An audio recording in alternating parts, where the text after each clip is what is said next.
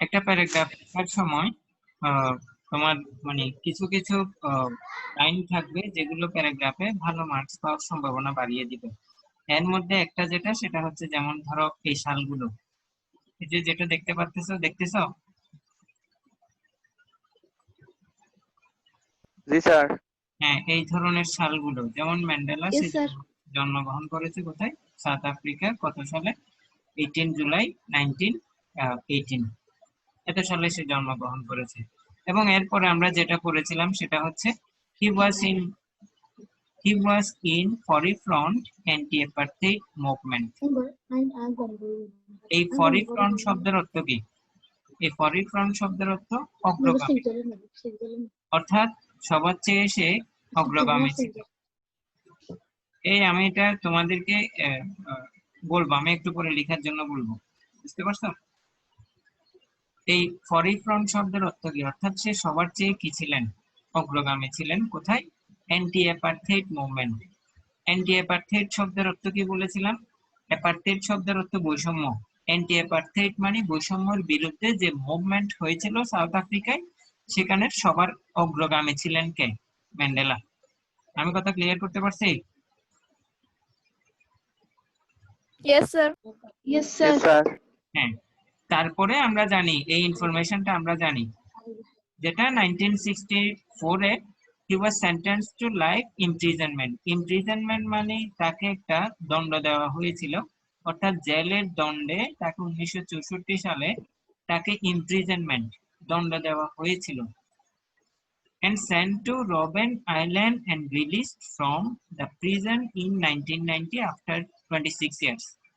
দেখো এই রবেন আইল্যান্ড, এই রবেন আইল্যান্ডটা কি? যেমন ধরো তখনকার দিনে আফ্রিকাতে শাস্তি কি ছিল? যেমন চুরি ডাকাতি যারা করতো, আমার এখনো যে একটা ঘটনা মনে পড়ে যে আহ, তোমরা তো ক্রিকেট খেলা দেখো, তাই না? জি স্যার। তো Yes, sir. এখানে হ্যাঁ স্যার। শ্রীলঙ্কার যেই একজন খুবই জনপ্রিয় একজন খেলোয়াড় ছিল 2011 সালে, যে শ্রীলঙ্কার বিশ্বকাপ জিতছিল আর কি, ওর নাম হচ্ছে রানাতুঙ্গা। রানাতুঙ্গাকে অস্ট্রেলিয়ান একজন যে প্লেয়ার, খেলোয়াড়, সে কি করলো, মানে ব্ল্যাক বলে গালি দিল তাকে। অরিজিনাল রানাতুঙ্গাকে ব্ল্যাক বলে গালি দেয়। তো গালি দেওয়ার পরে খুব সুন্দর একটা রিপ্লাই করেছিল এই রানাতুঙ্গা, খুব সুন্দর একটা অ্যান্সার দিয়েছিল, যে বলছে কি যে তোরা তো, তোদের 14 গোষ্ঠী তো চোর ডাকাই, আমরা কালো হইলে আমাদের পূর্বের পরিচিত যারা ছিল, আমাদের পূর্বের বাপ দাদা যারা ছিল, ওরা ভালো মানুষ ছিল, তোদের 14 গোষ্ঠী তো চোর ডাকাই ছিল। এই কথাটার কিন্তু ডিপ একটা মিনিং আছে।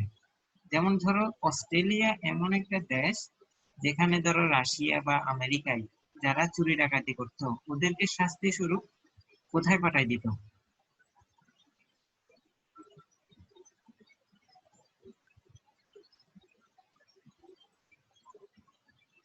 ওদেরকে শাস্তি স্বরূপ ইয়েতে পাঠাই দিত, অস্ট্রেলিয়ায় পাঠাই দিত। আমার কথা বুঝতেছো? দেখো, অস্ট্রেলিয়া এখন কিন্তু একটা খুবই উন্নত একটা জাতি।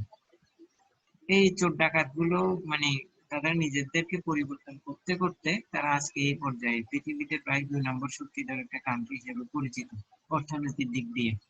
বুঝতে পারছো তো? ওই যে ওদের পূর্বপুরুষ যারা চোর ডাকাত ছিল, পানিশমেন্টের জন্য ওদেরকে পাঠাইছে, ওদের থেকে না বর্তমান অস্ট্রেলিয়ান জেনারেশনটা আসছে, তাই না? ওদের থেকে বর্তমান অস্ট্রেলিয়ান জেনারেশনটা আসছে। তো ওই জন্য রানাতুঙ্গা বলেছিল তোদের তো পূর্বপুরুষরা কি ছিল? চোর ডাকাত ছিল, আমাদের পূর্বপুরুষ চোর ডাকাত ছিল না। তো এখনো এই সাউথ আফ্রিকাতে যারা অপরাধ করতো তাদেরকে রোবেন আইল্যান্ডে একটা দ্বীপে, নিঃসঙ্গ একটা দ্বীপে পাঠিয়ে দিত শাস্তি স্বরূপ, ওখান থেকে আসতেও পারতো না। ওখানে হিংস্র জন্তুও ছিল। কথা বুঝতে পারছো? মানে ভাগ্যক্রমে যদি বাঁচার সম্ভাবনা থাকে, বাঁচতো না হয় জীবজন্তুরা খেয়ে নিত। তো সে তাই প্রিজনে ছিল। 1990 সালের পরে সে তোমার 26 ইয়ার্স না 27 ইয়ার্স পরে সে কি হয়? মুক্তি লাভ করে। 27 ইয়ার্স। লেখা দেখতে পারতেছে সবাই? Yes, sir. এবং 1993 he was awarded Nobel Prize peace prize যেটা FW ডি ক্লার্কের সাথে পেয়েছিল সেটা আমরা জানি, তাই না? তো 1994 এ ফার্স্ট ইলেক্টেড প্রেসিডেন্ট হয়েছিল গণতান্ত্রিকভাবে, ডেমোক্রেটিক্যালি, গণতান্ত্রিকভাবে সে প্রেসিডেন্ট হয়েছিল। তো এরপরে যে ইনফরমেশনটা আছে 5 December 2013 he was passed away, অর্থাৎ 30 তে পাসড অ্যাওয়ে শব্দের অর্থ কি? এই শব্দের অর্থ কি? ডাইট না, মারা গিয়েছিল না, হ্যাঁ ডাইট, মারা গিয়েছিল। 2009 United Nations declared United Nations declared অর্থাৎ জাতিসংঘ ডিক্লেয়ার করেছিল 18 July the day 18 July the day, ওই দিন 18 জুলাই যেদিন ম্যান্ডেলা জন্মগ্রহণ করেছিল ওই দিন মানে নেলসন ম্যান্ডেলা ইন্টারন্যাশনাল ডে হিসেবে তারা কি করেছিল? ঘোষণা করেছিল। এবং ওই 18 জুলাই ম্যান্ডেলা ডে হিসেবে কি করা হয়? উদযাপন করা হয় বা সেলিব্রেট করা হয়।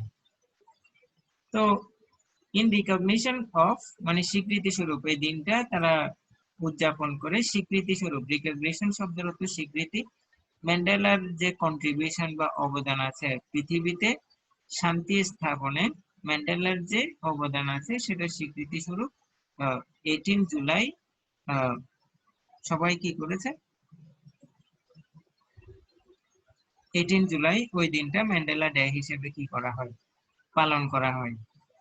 তো এরপরে যাই, the day was launched, launch শব্দের অর্থ কি? ঘোষণা করা হয়েছিল, to recognise his contribution to the struggle for democracy internationally and the promotion of a culture of peace through the world, অর্থাৎ সারা বিশ্বে শান্তি প্রমোশন, প্রমোশন শব্দের অর্থ বৃদ্ধি করা, শান্তির এবং কালচার অফ পিস এবং একটা সংস্কৃতি তৈরি করা, শান্তির একটা সংস্কৃতি তৈরি করা থ্রু দ্য ওয়ার্ল্ড। এই দিন মানে পালন করা হয়, এই দিনটি উদযাপন করা হয়, সারা দেশে শান্তি উদযাপনের একটা স্বীকৃতি স্বরূপ হিসেবে পালন করা হয় আর কি। তো মোটামুটি একটা প্যারাগ্রাফ এতটুকু পড়লে, আমি এতটুকু পড়ে দিয়েছি, আর বাকি অংশটা কিন্তু তেমন কঠিন না, এটা সহজ, এটা চাইলে তোমরাও পড়ে নিতে পারবা। আমি তোমাদের সুবিধার্থে এখানে আমি প্যারাগ্রাফটা একটু ছোট আকারে করে দিই। সবাই কি আছে অনলাইনে? সবাই আছি? জি স্যার। জি স্যার। সবাই একটু পিকচার তুলে নাও Yes. অথবা লিখে লিখে না, পিকচার তুলে নাও। আমি স্যার হ্যাঁ স্ক্রিনশট দিলেও তো হবে। আমি হ্যাঁ এক ইয়েতে আনার চেষ্টা করছি তোমাদের যেন সুবিধা হয়। আমি আর একটু ছোট করে দিই।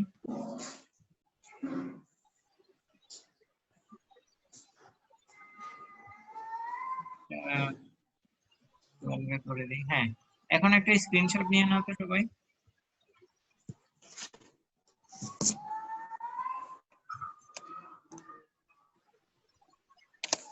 দিছি স্যার। এটা হচ্ছে ম্যান্ডেলার উপর এক্সট্রা ইনফরমেশন বলতে পারো, অথবা ম্যান্ডেলা যদি প্যারাগ্রাফ দেয়। এখন তোমরা প্রশ্ন করতে পারো স্যার এটা তো আপনি নাও দিতে পারতেন, আমরা বই থেকে গুছিয়ে লিখতে পারতাম। এখানে দেখো একটু ভুল আছে, এটা ক্যাপিটাল হবে সবসময় প্যারাগ্রাফ লেখার সময়। যে এই অংশগুলো আমাদের মেজরিটি স্টুডেন্ট এখানে ভুল করে থাকে। যেমন ধরো প্যারাগ্রাফের নাম কি হবে? সবগুলো ক্যাপিটাল লেটার হবে। ম্যান্ডেলার এমও ক্যাপিটাল হবে, ইনফরমেশনের আইও ক্যাপিটাল হবে, তারপর এক্সট্রা ইও ক্যাপিটাল হবে। যে কোনো একটা নাম তোমাদেরকে দিবে, ওইখানে দিবে। কিন্তু তোমরা যেটা করবা সেটা হচ্ছে যে নামটা কিন্তু ঠিকভাবে লিখবা। আমরা অনেক সময় প্রশ্নে ভুল নাম দিয়ে থাকি। তো ভুল নাম দিলে হয় কি, মানে প্রথমেই এখানে এটার উপর ডিপেন্ড করবে 2 মার্কস, 2 মার্কস চলে যাবে। প্যারাগ্রাফের ক্যাপিটাল সবসময়, প্যারাগ্রাফের হেডিংটা সবসময় ক্যাপিটাল হবে। যেমন ইটা ক্যাপিটাল দিলাম, ইনফরমেশনের আইটা ক্যাপিটাল দিলাম, এমটা ক্যাপিটাল দিলাম। কিন্তু হেডলাইনের ভিতরে যদি তোমার কি থাকে, প্রেপোজিশন থাকে, আর্টিকেল থাকে, কনজাংশন থাকে। কনজাংশন কোনগুলো? And or but. And or but অনেক ধরনের আছে, বেশিরভাগ এন্ড অর বাট আসে। এগুলো যদি থাকে তোমরা কি দিবা? স্মল লেটার দিবা। অন্যান্য যে শব্দগুলো থাকবে সবগুলো ক্যাপিটাল লেটার দিবা। কথা বুঝাতে পারছি? জি স্যার। হ্যাঁ স্যার। এতটুকু ক্লিয়ার স্যার। সবার কাছে? হ্যাঁ স্যার। হ্যাঁ স্যার। এখন পাবলিক অন্যগুলা কই? আরগুলা এখানে আসতেছে নাকি যাচ্ছে আমি তো কিছু বুঝতেছি না।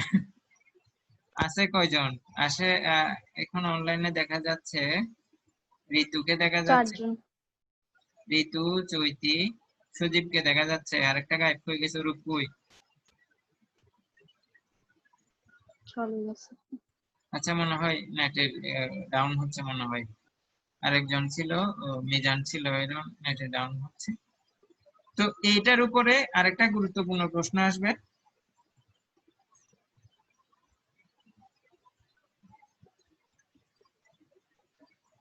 আচ্ছা রূপ আসছে। এটার উপর আরেকটা গুরুত্বপূর্ণ প্রশ্ন আসবে।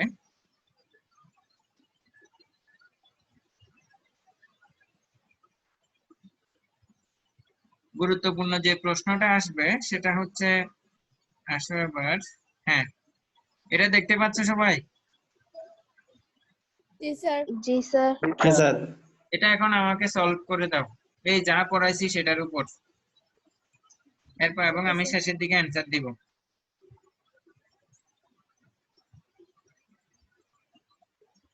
সবাই শুরু করো।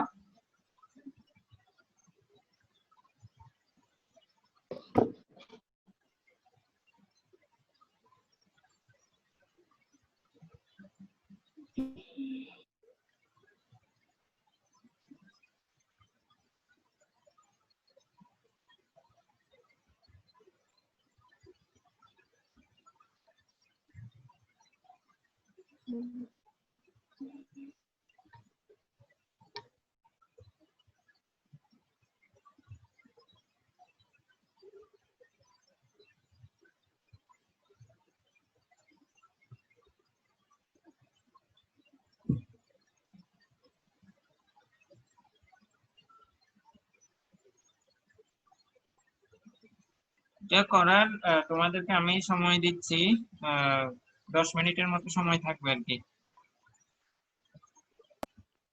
স্যার বাংলা স্পেলিং গুলো একটু বুঝিয়ে দেন। মানে বাংলা অর্থটা একটু বুঝাই দিতাম। জি স্যার। হ্যাঁ তাহলে আমি সেন্টেন্স গুলা পড়তেছি, তোমরা একটু খেয়াল করো। হি ওয়াজ অ্যাকিউজড অফ শব্দের অর্থ কি বলেছিলাম? অভিযুক্ত হওয়া। ক্যাপিটাল অফেন্সেস, ক্যাপিটাল মানে বড় শাস্তি, অফেন্সেস মানে অপরাধ। ইন দ্য রিবোনিয়াল ট্রায়াল কি বলেছিলাম? যে ট্রায়ালটা, যেমন ধরো আমাদের দেশে যুদ্ধাপরাধীদের জন্য আন্তর্জাতিক অপরাধ ট্রাইব্যুনাল হয়েছিল, এখন ম্যান্ডেলার অপরাধের জন্য তাকে রিবোনিয়া ট্রায়াল তার জন্য বানানো হয়েছিল আর কি, তার যেহেতু অফেন্সেস গুলো মানে ক্যাপিটাল ছিল, বড় ছিল, সে কারণে। তো সে অভিযুক্ত ছিল কি, রিবোনিয়াল ট্রায়ালে অভিযুক্ত ছিল অনেক বড় অপরাধে, ক্যাপিটাল অফেন্সেস। তো he dreamed of gaining freedom for the black South African from the grief of apartheid. সে স্বপ্ন দেখতো গেইনিং অর্জন করতে, ফ্রিডম মানে কি, স্বাধীনতা। কাদের জন্য? সাউথ আফ্রিকা, ব্ল্যাক সাউথ আফ্রিকার জন্য, মানে জাতিগত বৈষম্য থেকে সাউথ আফ্রিকানরা যেন মুক্তি পায়, এটার সে কি দেখতো? ড্রিমটি দেখতো বা স্বপ্ন দেখতো। He made an epoch making statement. Epoch making শব্দের অর্থ কি? যুগান্তকারী বক্তব্য। ওই রিবোনিয়ার ট্রায়ালে দাঁড়িয়ে যে বক্তব্যটা দিয়েছিল সেটাকে বলছে কি? ইপোচ মেকিং স্টেটমেন্ট। স্টেটমেন্ট মানে এখানে কি? স্পিচ বা বক্তব্য। He made an epoch-making statement from the court bearing his political testimony. কোর্টে যে স্পিচটা দিয়েছিল সেটাই তার পলিটিক্যাল টেস্টিমনি। টেস্টিমনি শব্দের অর্থ কি বলেছিলাম? প্রশংসাপত্র। আমাদের টেস্টিমোনিয়াল আছে না?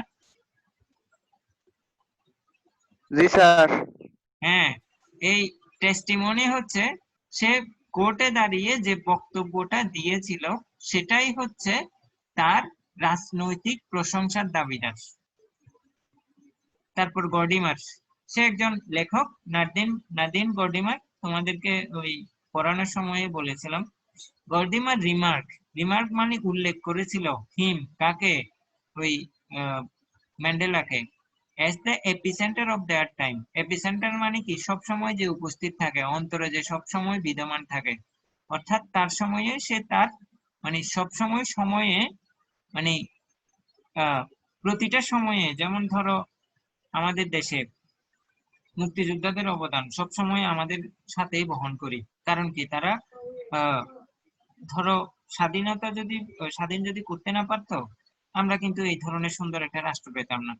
এই কারণে এই কথাটা বলছে যে সেও কি এপিসেন্টারে, মুক্তিযোদ্ধারা যেমন আমাদের কাছে ছায়ার মতো, এইটাই হচ্ছে ছায়ার মতো, সেও কে আহ, ম্যান্ডেলাও সে কি আমাদের কাছে ছায়ার মতো, সবসময় সে উপস্থিত, তার অবদান সবসময় আমাদের মাঝে উপস্থিত। স্যার ম্যান্ডেলা, মধ্যমণি। হ্যাঁ মধ্যমণি, গুড। তো দেখো, Mandela is the most celebrated and undisputed black African leader. Celebrated মানে কি, যাকে সেলিব্রেট করা যায়, উদযাপন করা যায়। আনডিসপিউটেড শব্দের অর্থ অবিসংবাদী, বলে না, অবিসংবাদী। অবিসংবাদী, জি স্যার। হ্যাঁ, সবচেয়ে অবিসংবাদী এবং উদযাপন যাকে করা যায়, ওই ধরনের একজন ব্ল্যাক আফ্রিকান লিডার, সব সময় যার অবদান স্মরণ করা যায়। He carried on a non-violent movement by avoiding a civil war.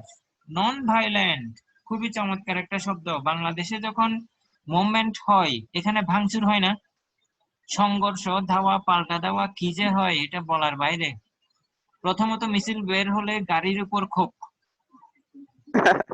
মানে গাড়ি ভেঙে জি স্যার।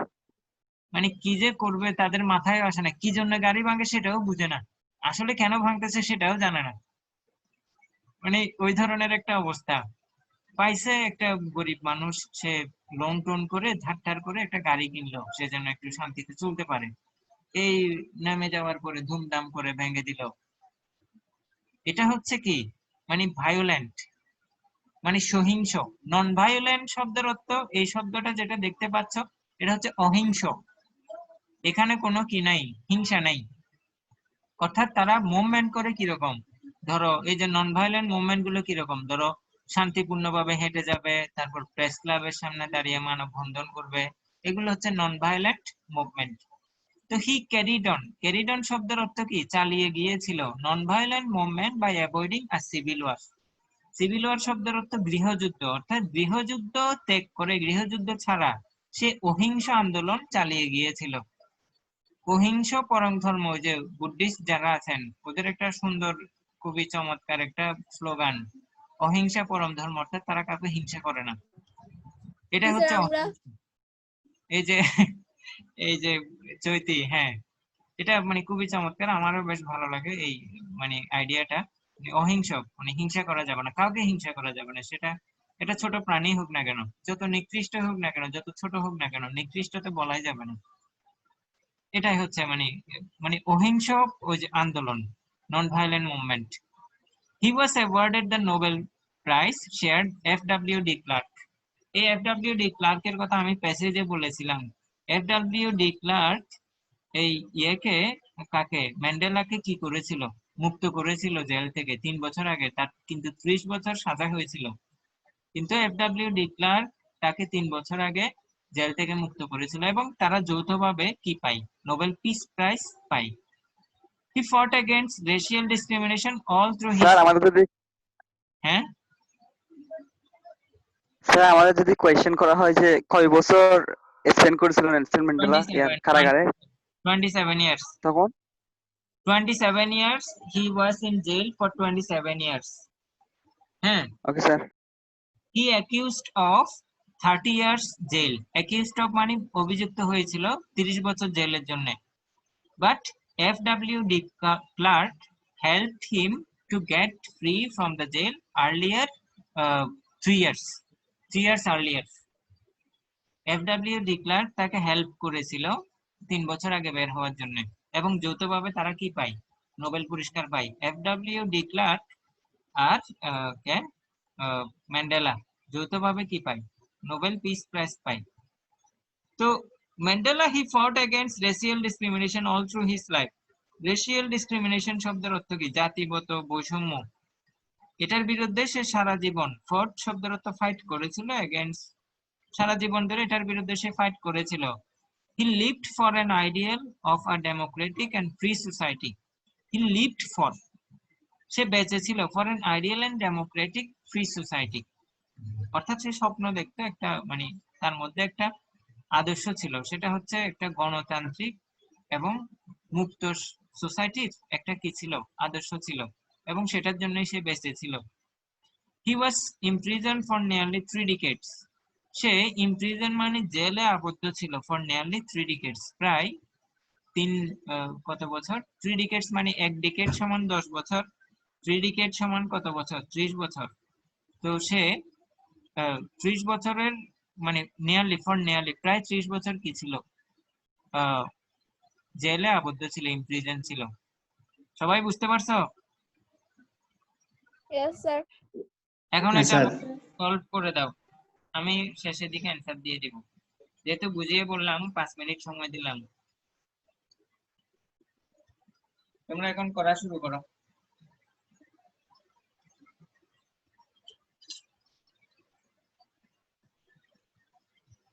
করা শেষ হলে বলবা।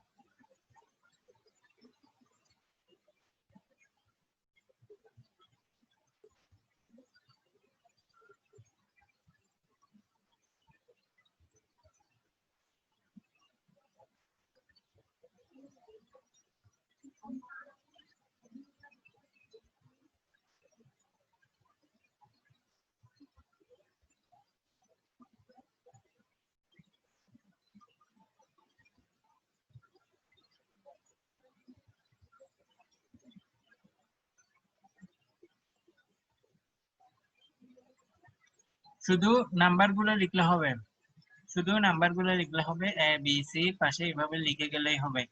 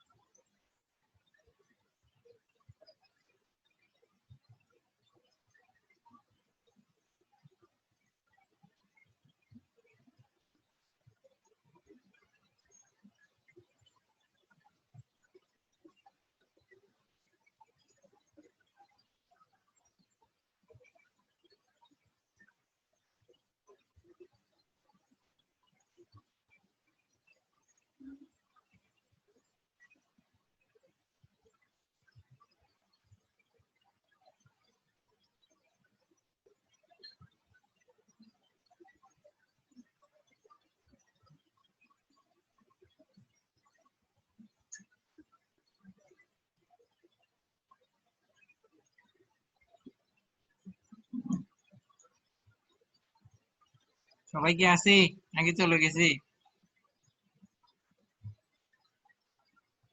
আছি স্যার। ওকে, ওয়েট করার আছে পরে স্যার। জানাবা, শেষ হলে জানাবা যে হয়েছে।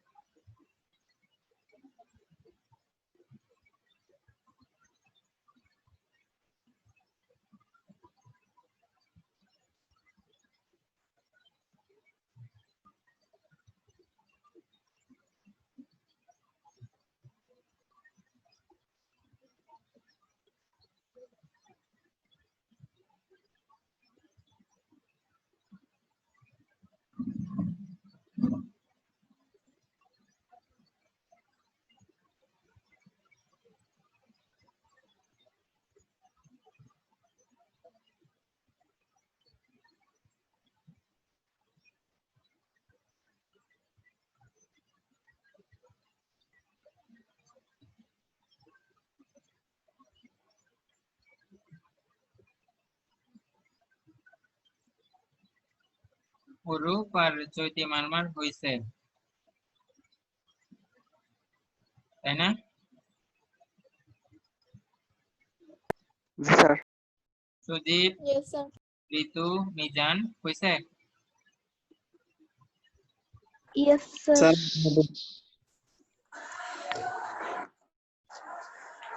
সুদীপ, মিজান সাহেব,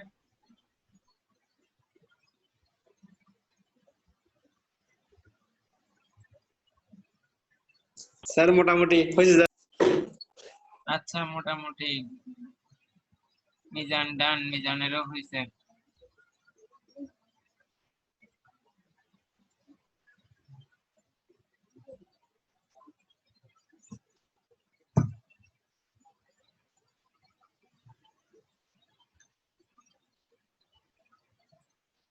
তো অ্যান্সারটা বলবো এখন। Yes, sir. Yes, sir. লিখো, প্রথমে হবে, প্রথমে কি দিছো বলো তো? Sir, E. ই। হ্যাঁ, প্রথমে ই হবে, প্রথমে ই। এর পরে কি দিছো? B sir. Sir, B. এর পরে ডি। Sir, আচ্ছা, B. B. B sir, B. দেখো, Nelson Mandela is the most celebrated and undisputed black African leader. তো এরপরে এইচ নাম্বারটা দিলে আরো বেটার হয়। কি ফট এগেইনস্ট, অর্থাৎ তার সম্পর্কে কিছু ইনফরমেশন দিলা। সে সারা জীবন কি বর্ণ বৈষম্যের বিরুদ্ধে কি করেছে, ফাইট করেছে, এটা তার সম্পর্কে ইন্ট্রোডাকশন দিলা। কথা বুঝাতে পারলাম? এইচটা দাও। এইচ এর পরে তারপরে কি দিছে বলো তো? এরপরে বিটা দাও। এবার বি দিলে হবে। আচ্ছা, এখানে বিএস তুমি সামনে পিছনে দিলেও কিন্তু অ্যান্সার হবে, এটা ভুল হবে না, যেহেতু ইন্ট্রোডাক্টরি সেন্টেন্স। হি ফট এগেইনস্ট, তারপর তুমি বিটা 2 নাম্বারও দিতে পারো, তাতে কোনো সমস্যা নাই। He dreamed of gaining freedom for the black South African from the grip of apartheid. এরপরে তুমি চাইলে এইচটা দিতে পারো, অর্থাৎ ই এর পরে এইচ অথবা বি যে কোনো একটা দিতে পারো। কথা বুঝাতে পারছি? জি স্যার। Yes, sir. এটাতে তোমার অ্যান্সার মিলে যাবে, যেহেতু এগুলো ইন্ট্রোডাক্টরি সেন্টেন্স, পরিচিতিমূলক। পরিচয়টা সবসময় শুরুতেই আসবে। এরপরে বি এর পরে কোনটা দিছো? এইচ এর পরে কোনটা দিছো? এফ হ্যাঁ এফ স্যার এফ এফ নাম্বারটা দাও। হ্যাঁ এফ নাম্বারটা হয়ে যাবে freedom of the lecture of freedom from the he carried on non-violent movement by avoiding civil wars. F এর পরে কি দিছো? এফ এর পরে কোনটা দিছো? সি না এফ এর পরে তোমার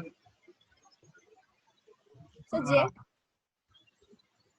যেও ওভাবে আসতেছে না। এফ এর পরে তুমি এ দাও, এ বসাও। দিস ইজ আমি হ্যাঁ এটাই হবে, এটাই বেশি পারফেক্ট মনে হয় আর কি। এরপরে যে হবে স্যার এরপরে হ্যাঁ এরপরে যে হবে he was imprisoned for nearly 3 decades। এবার যে দাও। যে এরপরে কি দিছো সুদীপ, কি দিছো? আই দিস ইজ এর এরপরে এটা কিন্তু বহুমুখী, এটা অনেক ভাবেই হবে, মানে একেবারে সিকোয়েন্সটা এমন ভাবে দিছে যে কোনো রুলসই মেনটেন করে না। যে এরপরে তুমি সিটা দাও, এরপরে পরে আমাকে জানাবা যে This is C, this is. হ্যাঁ যে এরপরে সি হবে। সি এর পরে কি দিছে বলো? আই দাও। Sir, G. সি এর পরে আই দাও। আই হচ্ছে কি he lived for an ideal, অর্থাৎ সে বেঁচে ছিল, তার মধ্যে একটা আদর্শ ছিল যে গণতান্ত্রিক এবং ফ্রি সোসাইটি, মুক্ত একটা সোসাইটির একটা আইডিয়াল তার মধ্যে ছিল। এরপরে ডি দাও। ডিটা হচ্ছে তোমার উপসংহারের দিকে যেভাবে ইয়ে দেয় শেষ করে। ডি দাও। ডি এর পরে জি স্যার স্যার কি বুঝি নাই ডি এর পরে জি। এখানে তো লেখাই আছে না, একটু বড় করে দেই, মাঝখানে দেই। এটা তোমরা তীর চিহ্ন করে দিবা, আমার এখানে টাইপিং এর তো অনেক সেটিং এ যেতে হবে, ওই জন্য এভাবে করে দিছি আর কি। তো C, এক, দুই, তিন, চার, পাঁচ, ছয়, সাত, আট, নয়, 10টা হয়েছে না? 2, 4, 6, 7, 10টা হয়েছে না? হ্যাঁ স্যার। এখন কথা হচ্ছে আমি যেভাবে করছি হুবহু এইভাবে কিন্তু মানে তোমাদেরটা যে একদম ভুল আমি তা বলতে পারবো না, কারণ এটা অনেক ভাবে হচ্ছে। হুবহু আমারটা তখন হতো যখন এটা কি সাল হইতো, সে 1990 সালে সে জন্মগ্রহণ করেছে, 95 সালে ইনসিডেন্ট, 2000 সালে সে স্কুলে গিয়েছে, পড়াশোনা করেছে, তারপর আফটার ম্যারেজ, তারপর আফটার গেইনিং সে এই প্রাইজ পেয়েছে, এই প্রাইজ পেয়েছে, এরপরে তার ডেথ। এরকম সালের পর 7 সাল থাকলে সেটা ওইভাবে হুবহু সিকোয়েন্স হয়। তো ওই জন্য বলতে না পারি আমাদের তো অ্যানসার শিট দেখে কাটবে না। অ্যান্সার শিটে একটা অ্যান্সার কিন্তু 6-7 রকমের হয়। আমাদের কলেজের ক্ষেত্রে এটা হয় না, কারণ কলেজের ক্ষেত্রে শুধুমাত্র একটাই অ্যান্সার দেওয়া হয়। কথা বুঝাতে পেরেছি? কিন্তু যেটা বোর্ডের, স্যার বোর্ডেও সেম না। না না না, বোর্ডে 6-7 রকমের, এমনকি এরকমও দেখছি যে মাল্টিপল চয়েসের, সরি, যে আমাদের যে রাইট ফর্ম অফ ভার্ব যে গ্যাপ গুলো আসে, এই গ্যাপের জন্য 10 থেকে 12টা পর্যন্ত ওয়ার্ড দেয়, যে কোনো একটা হয়ে গেলেই অ্যান্সার। কথা বুঝাতে পারছি? ইয়েস স্যার, তাহলে তো ভালোই। জি স্যার এটাতে যে একেবারে হুবহু আমারটা হুবহু হইতেই হবে তা না। তোমাদের তো প্রত্যেক জনের স্ক্রিপ্টটা যদি দেখতে পারতাম ওভাবে ভালো হতো। তবুও স্ক্রিপ্টটা ছবি তুলে আমাকে মেসেঞ্জারে পাঠিয়ে দিবা, বুঝতে পারছো? তোমরা যেখানে সিকোয়েন্সটা লিখছো ওই সিকোয়েন্সটা আমাকে মেসেঞ্জারে পাঠিয়ে দিবা আর কি, বুঝতে পারছো? জি স্যার আমি ওভাবে একটু Yes, sir. দিলাম, এতে করে তোমাদের জন্য ভালো হবে। তো এখন বলো, আমরা এখন আছি কয়জন? 6 জনে আছি। চৈতি মারমা, গত 2টা ক্লাসে কোনো প্রবলেম হয়েছে? বুঝতে পারেন এমন কিছু আছে? না স্যার। মিজান, না স্যার। তোমার সব সময় একটু ডাউন হয় না? তোমার বাড়ি কোথায়? মিজানের বাড়ি কোথায়? কক্সবাজার স্যার। কক্সবাজার সমুদ্রের মাঝখানে নাকি? না স্যার। নেট এরকম করে কেন? ঢেউ একটা আসলে নেট চলে যায়। না স্যার, কারেন্ট ছিল না যে। ও কারেন্ট ছিল না।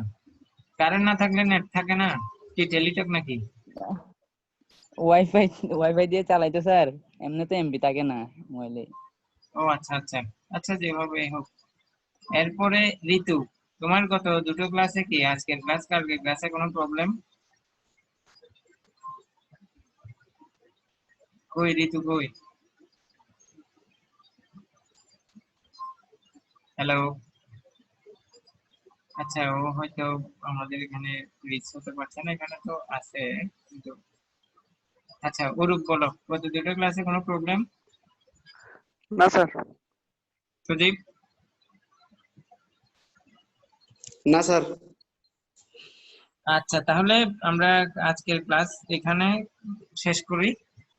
স্যার হ্যাঁ, আমরা যে প্যারাগ্রাফ লিখবো এখানে কি সবসময় ফার্স্ট টেন্সই লিখবো পুরোটাই?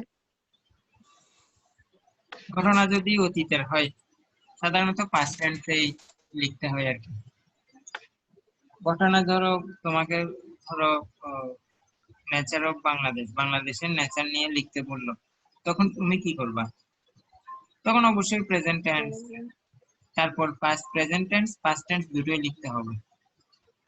যেমন অতীতে একটা অবস্থা ছিল, যেমন ধরো বুড়িগঙ্গার বর্ণনা দিতে গিয়ে সেটার অতীতে একটা কন্ডিশন ছিল, এখন আরেকটা কন্ডিশন। প্রেজেন্ট পাস্ট দুটোই কি লিখতে পারো, এখনের কন্ডিশন লিখতে গিয়ে তুমি প্রেজেন্ট লিখতে পারো, অতীতের কন্ডিশন বর্ণনা করতে গিয়ে পাস্ট টেন্স লিখতে পারো। অর্থাৎ ধরাবাঁধা এখানে কি নাই, কোনো নিয়ম নাই আর কি। বুঝতে পারছো? জি স্যার। এই ইয়াটা কে দিলা, এরো চিহ্নটা? স্যার আপনি দিছেন মনে হয়। কি জানি, নাকি তোমাদের ওই দিক থেকে লিখা যায়? লিখা তো যাবে না মনে হয় তোমাদের ওই দিক থেকে। যাই স্যার। লিখা যায় স্যার। ও স্যার তাহলে লেখা যায় কিন্তু অ্যারো চিহ্নটা দেওয়া যায় না। ও আচ্ছা, তাহলে আরেকটা বিষয় শিখলাম যে লেখা যায়। তো এটা আমি দিছিলাম যে। না ওই ধরনের চিহ্নগুলাই দিতে হবে আসলে, মানে তীর চিহ্ন আর কি। ঠিক আছে, তাহলে জি সবাই স্যার। সবাই ভালো থাকো। আজকে এই পর্যন্ত, এখানেই শেষ করলাম। সবাই ভালো থাকিও না।